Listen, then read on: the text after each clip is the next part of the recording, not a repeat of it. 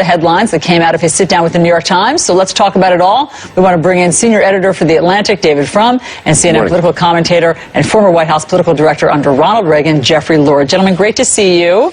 Good morning. Good morning. Let's talk about all the news that was made from Mr. Trump's sit-down with the New York Times. Let's just start, Jeffrey, with this disavowal that he did give against neo-Nazis. I'll read what he told the New York Times. Mr. Trump said, "I don't want to energize the group.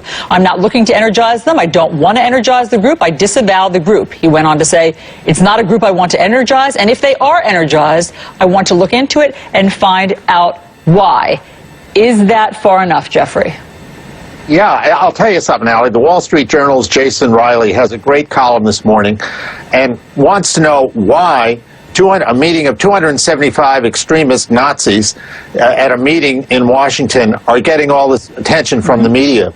And his answer is that it fits the narrative of the basket of deplorables. But he points out that in places like Wisconsin and Ohio, counties that voted heavily for President Obama turned to Donald Trump this year, white counties. So in other words, this is really a media narrative because the American left, as you've heard me say many times, is obsessed with race and has been ever since they instituted slavery in this country, all the way through illegal immigration by skin color. It's race, race, race all the time. So Jeffrey, it's a wrong picture. Yeah, I just want to ask you a question about that. So neo-Nazis should be allowed sort of with impunity to have conferences and have meetings and say whatever they want and set up websites. And at what point should the media pay attention to them? Well, you know, Allie, the point is, do we pay equal attention when these things go on the left? For instance, Hillary Clinton was endorsed by the Communist Party chairman. I mean, where was all the attention of that? There was none. There was none. They have a First Amendment right. Everybody in this country has a First Amendment right, but we don't have to pay attention to people who have First Amendment rights. Sure. No, agreed. Look, it's always a judgment call of when you start to pay attention. And I just was... I mean, I just think this is obsessive. This is way over the top. Yeah. These are Nazis, for heaven's sakes. Leftists, I might add, Nazis being National Socialists. No, just who cares? David, what's the answer to that? Should we in the media pay attention to them or no? No, aside from the dopey claim that the American left instituted slavery, I basically agree with what Jeffrey Lord just said, that this is a distraction. The news from that New York Times interview was Donald Trump's confirmation that he'd improperly used the office of the presidency to try to enrich himself with his golf course in Scotland. Every minute that you are not talking about Donald Trump's self-enrichment and corruption is a minute you are wasting. There will always be psychopaths who will throw the press dog biscuits on things that get the press excited. Pay attention to the money. That is the story of the next 4 years. The organized, self-dealing, self-enrichment of the Trump administration. Okay, point taken. Let's get to that.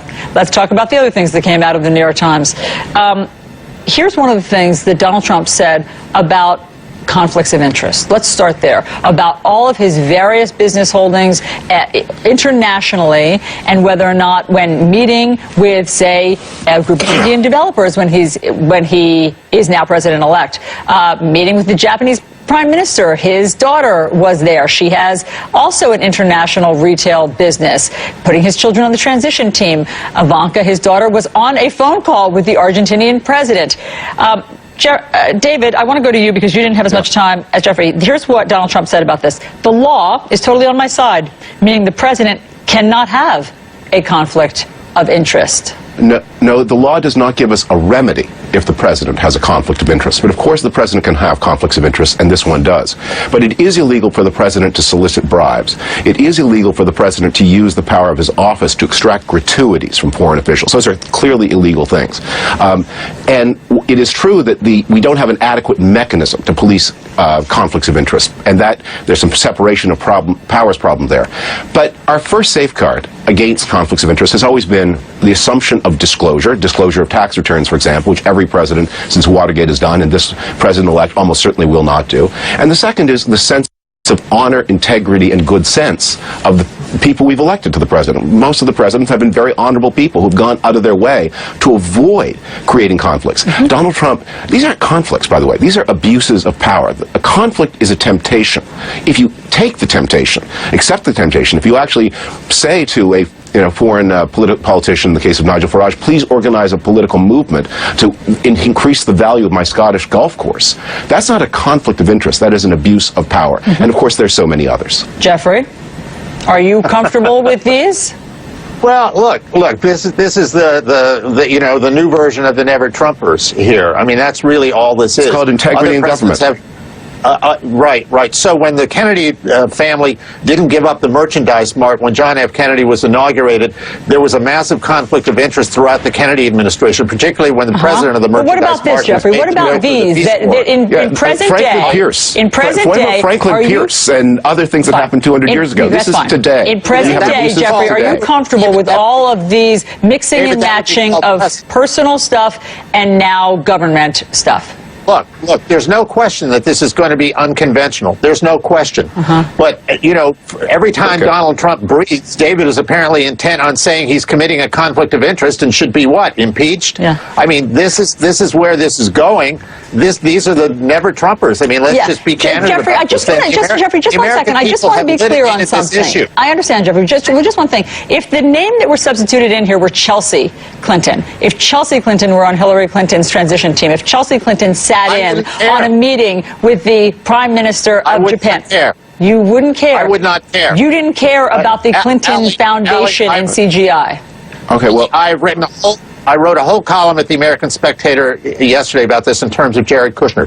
Presidents from the time of John Adams on, John Adams had his son appointed minister to the Netherlands. Andrew Jackson's nephew was his private secretary for 8 years. One president after another has used family members inside the White House, if not in the diplomatic corps or the military. There's nothing new here. David, go ahead. Look, in fairness, I think Jeffrey may be either counting on the viewers not to know the law, or he himself may not know it. But the laws of the United States are different than they were during the Adams administration in the 1820s. And there are now anti-nepotism statutes. But the thing here is not to be considered so much just with the conflict of interest. We have actual abuses, and there are prophylactics that we can take that will protect this president from the impeachment to which he may be driving himself.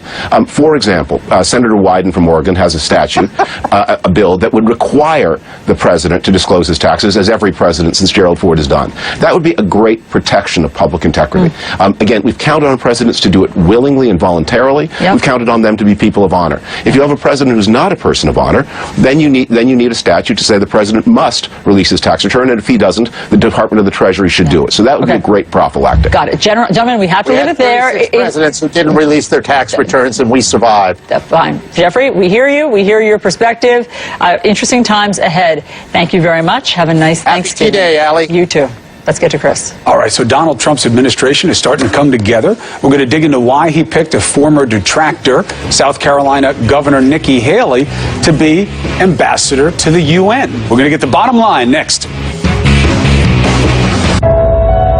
Choose to go, to indulge your curiosity, explore a new road, to see where it takes you. Meet the leaders who changed the game. No matter where you are, no matter what the currency, when you run the numbers, they may surprise you. But stay your course. You're on the path to success. See